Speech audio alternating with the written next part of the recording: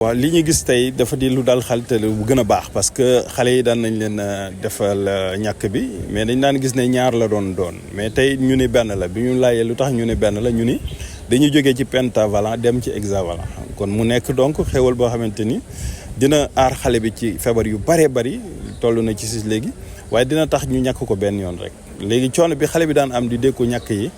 léegi dana wàññeeku waaye leneen liñ ci gis mooy fu ñu daan utiliser ñaari seringue ñaari pansement et cetera lépp benn la ñuy utiliser kon foofu tamit am na lu ñu fay yaxanal loo xam ne mën na dugg ci ay garab mën na dugg feneen ak feneen kon loolu mooy li ci am solo waaye li ñu gis mooy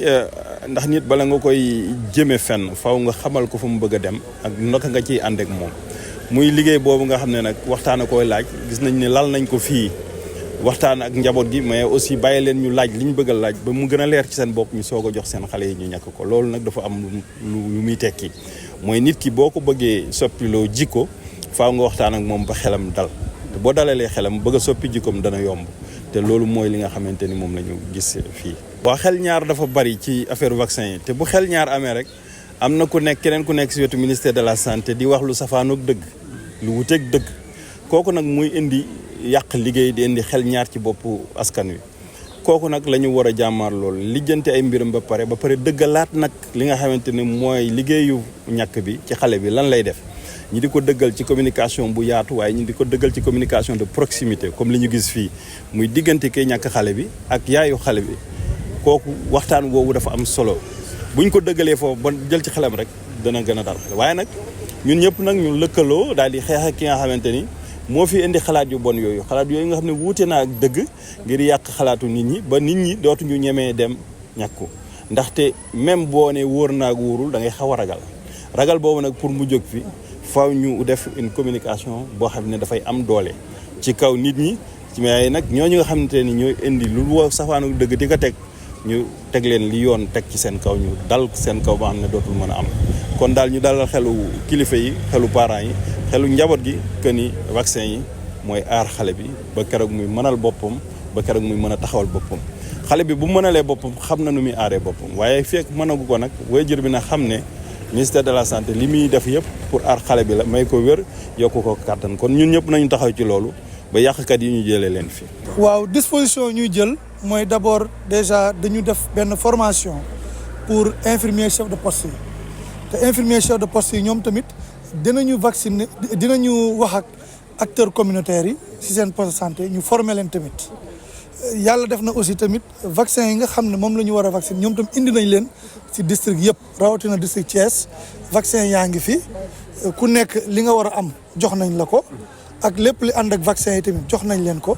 jox nañ leen aussi ay outils de communication ay affiches ay bâches yooyu yëpp jox nañ leen ko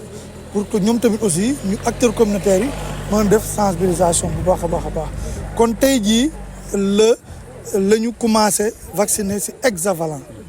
donc hexavalent mooy remplacer pentavalent ak lu ñuy wax vaccin contre la polio injectable donc ñaar yooyu la ñu boole mu nekk hexavalent ba le 5 la woon bii benn la woon suñ ko boole muy juróom-benn antigène yooyu moom la ñu dëxëñ ci hexavalent. léegi fi mu nekk nii li ñu dëxëñ nii ci hexavalent bi mooy dañuy continuer xam nga am na ñoo xam ne commencé woon nañu ak pentavalent léegi ñun lu ñuy def de manière pratique mooy ki nga xam ne dafa jëloon pentavalent 1 su ñëwee du ñu recommencer penta bi dañ koy continuer mu nekk hexa 2 ki defoon pentavalent 2 su ñëwaatee dañ koy defal hexavalent 3 parce que kii bi hexa bi ñeenti dose la maanaam si juróom-benn semaine bi si fukkeelu semaine bi ak fukk ak ñeenti semaine ak su amee fukk ak ñeenti weer dafa ko dose rappel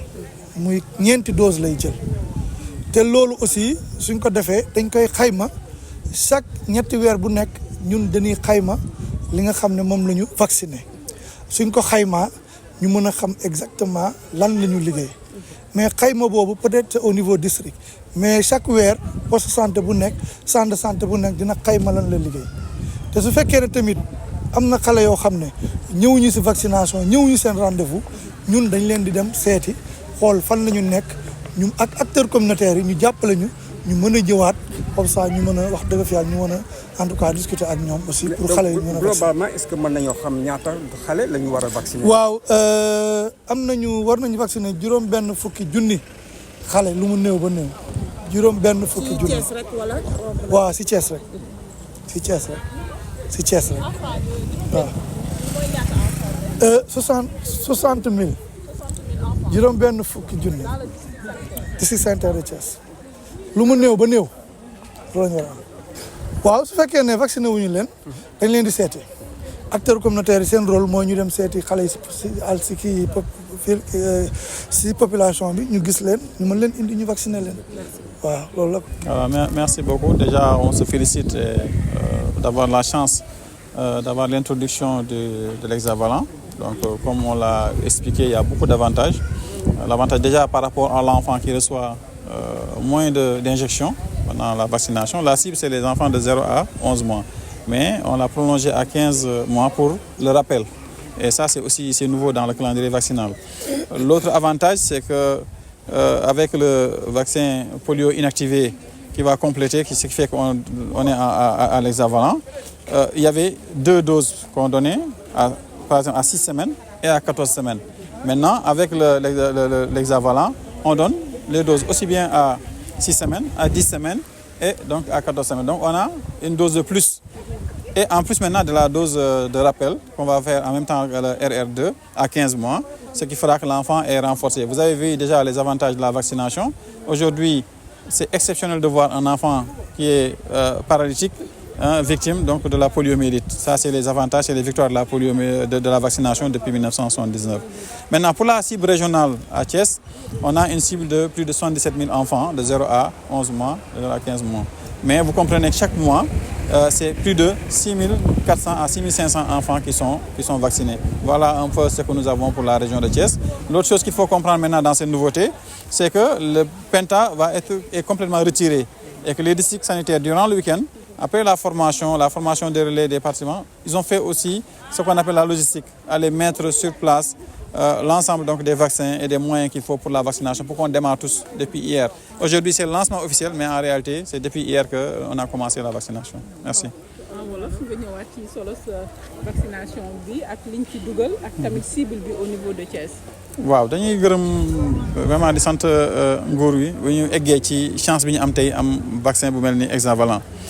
dafa fekk ni xale yi boo leen xoolee si ñàkk bi feebar yu muy ëmb déjà dafa bëri si PV yëpp boo xoolee baax fukki feebar ak ñett lay aar mais hexavalent moom kese juróom benn feebar lay aar te xale bi bi nga doon ñàkk bu tolloo ci benn weer ak genn wàll mooy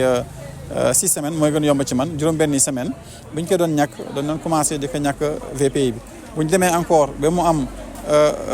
14 semaines ñu ñëwaat encore vacciné waat ak VPI bi donc des fait xale bi doon jot ñetti ñàkk yoo xam ne da nga ko doon jam ay piqûres yoo xam ne da ko doon jot léegi vaccin bi ñu ko defee mooy hexavalent day wàññi loolu ci ay doses yi muy jot loolu déjà ci waajur yi ak ci lépp risques yi nga xam ne da koy am surtout si point d'injection yi métit bi ak jooy bi yëpp yooyu da si wàññeeku loolu avantage la mais leneen aussi vaccin bi ñuy utiliser njëg la état bi day jënd vaccin bi à part jënd lu muy àndal à part consommable yu muy àndal yëpp da koy jënd loolu aussi ça a un coût pour l'ensemble des enfants du Sénégal parce que xale bu judd rek dañ koy prévoir si programme boobu loolu mooy li nga xam ne aussi avantage boo xam ne am nañ ko si te dañu wàññil aussi si effets secondaires yi leneen aussi dañ ciy rafetlu mooy le fait que tey programme bi mu am lu ñuy wax benn rappel parce que am dose de rappel amuñu ko woon léegi xale bi non seulement dañuy yokk dose yu muy jël parce que Penta bi da ko doon jël kii mais VPI ñaari yoon la ko doon jël léegi da koy jël ñetti yoon parce que mu ngi ci vaccin hexavalent bi mais en même temps aussi dafa am benn dose de rappel te gis ngeen tey ku xar-xaru kanam réew mi xale yi tey doxatoo si mbedd bi di gis ay xale yi nga xam ni feebar laago moo leen jàpp ndaxte vaccination bu ñu commencé 79 ba léegi résultat yi lañ ci am dañ ciy gën a dëggal nag pour que polio jógee fii définitivement loolu mooy li nga xam ne ñu ngi koy rafetlu maintenant diwaan Thiès nag région bi yëpp boo xoolee baax li ñuy jël ci at mi lu ñuy xaar ci ay xale yu ñuy ñàkk ëpp na juróom-ñaar fukki junni ak juróom-ñaar te boo ko jëlee par weer bu nekk looy ñàkk ci ay xale dana ëpp juróom-benn junni ak téeméeri xale yi nga xam moom la ñu ñàkk loolu mooy cible nga xam moom la am ci région de Thiès.